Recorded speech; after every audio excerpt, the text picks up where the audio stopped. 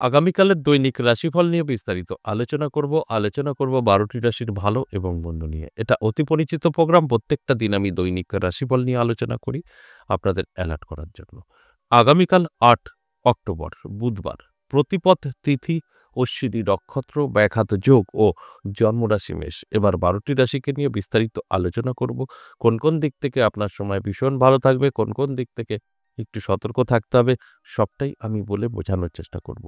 সঙ্গে থাকলে সবটাই জানতে পারবেন। আর এই আলোচনা থেকে আপনারা কিন্তু নিজেদের জীবনকে সুন্দরভাবে গুছিয়ে নিতে পারবেন।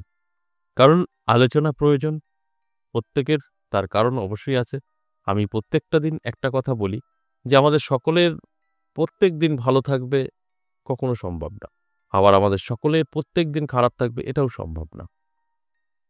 ভালো থাকবে, খারাপ থাকবে, সমস্ত মিশ্রিত ফল আমরা কিন্তু পেয়ে থাকি। তাই আগামীকাল কার ভালো থাকবে, কার খারাপ থাকবে আমি জানানোর চেষ্টা করব। আপনার ভালো থাকবে, আপনি ভালো কাজে ব্যস্ত থাকবেন, জীবনের পরিবর্তন ঘটাতে পারবেন। আপনার খারাপ থাকবে, আপনি সেটাকে কন্ট্রোল করতে পারবেন। অর্থাৎ আপনি জানতে পারলে যে আপনার খারাপ কিছু সামনে আছে সেটা আপনি আটকাতে পারবেন, এটা সম্ভব। যে কারণে আমার এই আলোচনা আমি বলি অ্যালার্ট করার জন্যে। অর্থাৎ আমি আপনাদেরকে অ্যালার্ট করার চেষ্টা করি। আপনারা যারা প্রোগ্রাম দেখছেন, ধরুন আপনার রাশি, আমি পজিটিভ কিছু বলছি, ভালো কিছু বলছি। আপনার যদি মাথায় এটাই আসে যে উনি বলে দিল আমার রাশি এই হবে, আমি হয়তো পেয়ে গেছি, ভুল করবেন। এটা অ্যালার্ট করা। আপনার জন্য ভালো সময়, এই ভালো সময়টা আপনাকে ভালো কাজে ব্যবহার করতে হবে। তবে গিয়ে ভালো সময়টা কার্যকারিতা ঘটাবে। অটোমেটিক কিছু হয় না। অবশ্যই আলোচনা করব, আলোচনা থাকবে। তার আগে আমার সাথে কিভাবে যোগাযোগ করবেন সেই বিষয়টা একটু বলে নিই। নমস্কার, জয় মা কামাখ্যার জয় মা তারা। যারা ভীষণভাবে বিপদে আছেন, কি করবেন বুঝে উঠতে পারছেন না, নানাভাবে আপনি চাপের মুখে পড়ে আছেন। আপনার ব্যবসা বন্ধের মুখে, আপনার বাস্তু খারাপ, আপনার বাড়িতে সন্তান বা আপনার স্বামী নেশাগ্রস্ত হয়ে পড়েছে, নানা দিক থেকে বিপদের মধ্যে আপনি পড়েছেন, কোনো রকমভাবে আপনি রাস্তা খুঁজে পাচ্ছেন না। আমি বলব যোগাযোগ করতে পারেন। দেখুন, দুভাবে আপনি যোগাযোগ করতে পারবেন, অফলাইন এবং অনলাইন। অনলাইন যারা যোগাযোগ করতে চাইছেন তাদের ক্ষেত্রে বলব হোয়াটসঅ্যাপ নাম্বারটা ফলো করুন, হোয়াটসঅ্যাপ নাম্বারটা সেভ করুন। হোয়াটসঅ্যাপে এসে ভয়েস বা লিখে বলুন যে আমি দূর থেকে আমার সম্পর্কে জানতে চাই। আপনাকে অবশ্যই এখানকার কিছু প্রসেস পাঠানো হবে, কমপ্লিট করবেন। আপনাকে ২৪ ঘন্টার মধ্যে কল করা হবে। আর যারা সরাসরি আসতে চাইছেন, আমাদের যেখানে চেম্বার আছে, চেম্বার বলতে তো কিছু নেই, দুটোই মন্দির। তারাপীঠ এবং আমার নিজের মন্দির ১০ মহাবিদ্যা কালীবাড়ি এবং কৃষ্ণকালী মায়ের মন্দির। আপনি যেখানে আসতে চাইছেন সেটা অবশ্যই কলিং নাম্বারটা সেভ করবেন, কল করবেন, নামটা লিখে দেবেন যে অমুক জায়গায় আমি অমুক তারিখে যেতে চাই। এবং আপনাকে সম্পূর্ণ সে গাইড করে নেবে কিভাবে আসবেন, কোথায় নামবেন, তার দায়িত্ব। আর যে কারণে আমি এই দুটো নাম্বার আপনাদেরকে বুঝে শুনে সেভ করতে বলছি, আপনি সরাসরি আসতে চাইছেন, আপনি সেভ করবেন কলিং নাম্বার। আপনি অনলাইনে কাজ করাতে চাইছেন, আপনি সেভ করবেন হোয়াটসঅ্যাপ নাম্বার। হোয়াটসঅ্যাপ নাম্বারে এসে ভয়েসে বা লিখে বলবেন আপনার সম্পূর্ণ কি সিস্টেম, কি প্রসেস জানানো হবে। কমপ্লিট করবেন, আপনাকে এখান থেকে কল করা হবে। তবে একটা কথা আমি শুধু বলব, এখানে কোনো ফ্রি কিছু হয় না। এখানে পয়সা খরচা করতে হবে। অর্থাৎ এখানে ফিস দিতে হবে। ফ্রি আবার অনেকে বোঝে না, পে বোঝে না। যদি বলি এটা পে সার্ভিস বোঝে না, তাদের জন্য বলছি। এখানে খরচা করতে হয়, এটা ফিস দিয়ে দেখাতে হয়। আপনারা যদি মনে করেন যে ১০ মিনিট, আধ ঘন্টা চ্যাট করবেন হোয়াটসঅ্যাপে এসে, তারপরে ও এটা ফ্রি, না আমি জানি না তো। এইগুলো করবেন না। এতে আপনাদের জন্য যাদের প্রয়োজন তাদের কিন্তু ক্ষতি হয়। তারা লাইনটা আর পাবে না। তাই আমি সবসময় শুরু থেকে বলে আসছি, আমাদের এখানে ফ্রিতে কিছু হয় না। আপনার ফ্রিতে করার ইচ্ছা, তাহলে আমরা যেদিন তারাপীঠ থাকবো চলে যাবেন বা আমার মন্দিরে চলে আসবেন। মায়ের কাছে আপনার মনের কথা বলবেন, চলে যাবেন। মায়ের কাছে সন্তান আসবে, ভক্ত আসবে, এতে কোনো খরচা হয় না। আমার সাথে সাক্ষাৎ করতে গেলেই খরচাটা হয়। এটা করতে পারেন। আর যারা সরাসরি আসতে চাইছেন তাদের ক্ষেত্রে বলব অবশ্যই কলিং নাম্বার সেভ করুন, কল করুন, নাম লিখে দিন, তারপরে আসুন। তাহলে আজকের যে আলোচনা, সে বিষয়টা নিয়ে একটু বিস্তারিত বোঝানোর চেষ্টা করি। আজকের আলোচনা দৈনিক রাশিফল।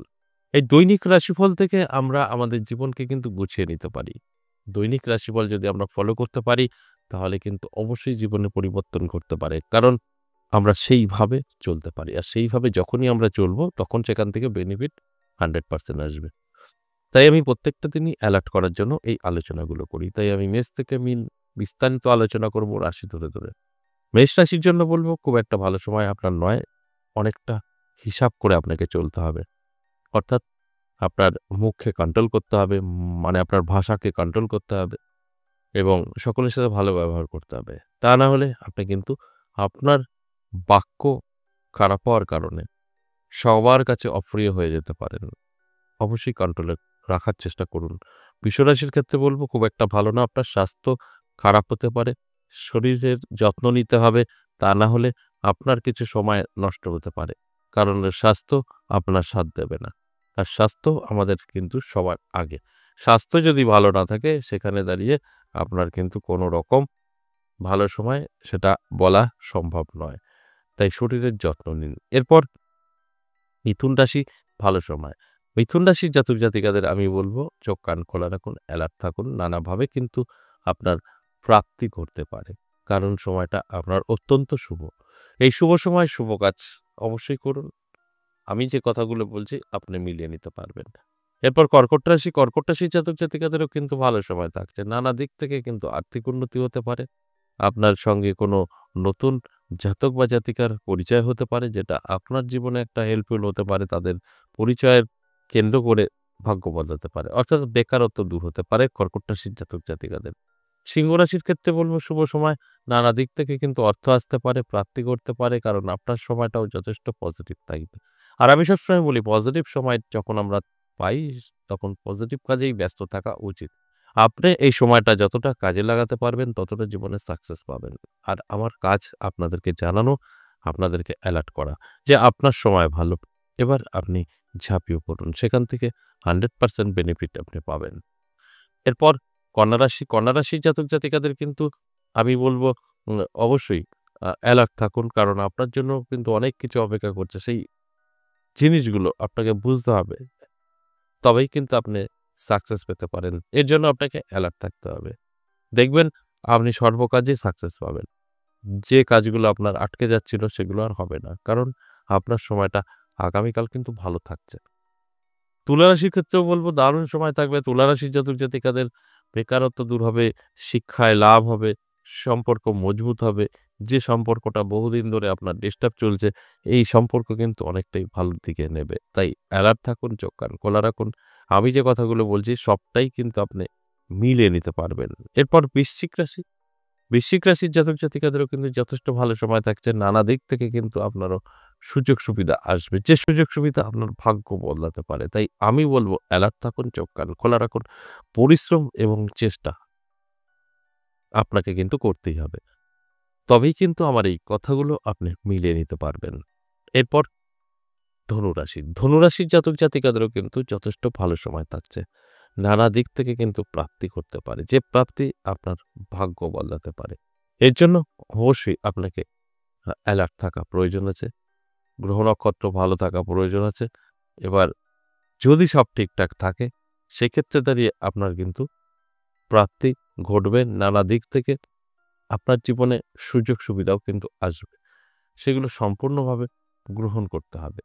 এরপর চলে আসবো মকর রাশিতে। মকর রাশির জাতক জাতিকাদের কিন্তু আমি বলব একটু সাবধান থাকুন। আপনার চোট লাগা, আঘাত লাগা কিছু সমস্যা তৈরি হতে পারে। আপনি যদি অ্যালার্ট থাকেন তাহলে কিন্তু এটা আটকাতে পারবেন। আর অ্যালার্ট না হলে আমি যে কথাগুলো বলছি এগুলো কিন্তু আপনার সাথে মিলবে। সম্পূর্ণভাবে আপনার এই ফলগুলো পেতে পারেন। কুম্ভ রাশির ক্ষেত্রে বলব, কুম্ভ রাশির জাতক জাতিকাদের মিশ্র ফল পাবেন। আপনার পরিশ্রমের উপরে আপনি ফল পাবেন। আপনি চেষ্টা করলে সাকসেস পাবেন। চেষ্টা না করলে জায়গায় দাঁড়িয়ে থাকবেন। অর্থাৎ আপনি চাইলেই ভালোভাবে কাটাতে পারবেন। না চাইলে আপনি কিন্তু আগামীকাল জাস্ট চলে যাবে। খুব ভালো নাও হতে পারে। তাই আপনার উপরে কিন্তু নির্ভর করবে যদি কুম্ভ রাশি হয়ে থাকে। সর্বশেষ মীন রাশির জাতক জাতিকাদের সময়টা যথেষ্ট পজিটিভ থাকবে, ভালো থাকবে। আমি বলব অ্যালার্ট থাকুন, চোখ কান খোলা রাখুন। নানা দিক থেকে কিন্তু আপনার জীবনে সুযোগ সুবিধা আসবে সেগুলোকে গ্রহণ করার চেষ্টা করুন। কারণ সময় থেমে থাকবে না। সময় কিন্তু পেরিয়ে যাবে। আর সেটা শুভভাবে আপনি আপনার জীবনে এপ্লাই করলে সেখান থেকে বেনিফিট 100% থাকছে। এই যে মেষ থেকে মীন ১২টি রাশিকে নিয়ে আলোচনা করলাম, এটা সম্পূর্ণ এভারেজ এবং সর্বজনীন। তাই এখানে দাঁড়িয়ে রাশি ধরে মিলবে এরকম কখনোই বলতে পারব না। তবে সব ঠিকঠাক থাকলে মিলবে, ঠিকঠাক না থাকলে নাও মিলতে পারে। আজ এ পর্যন্তই, আবার আসবো নেক্সট ভিডিও নিয়ে। ততক্ষণ ভালো থাকুন। নমস্কার।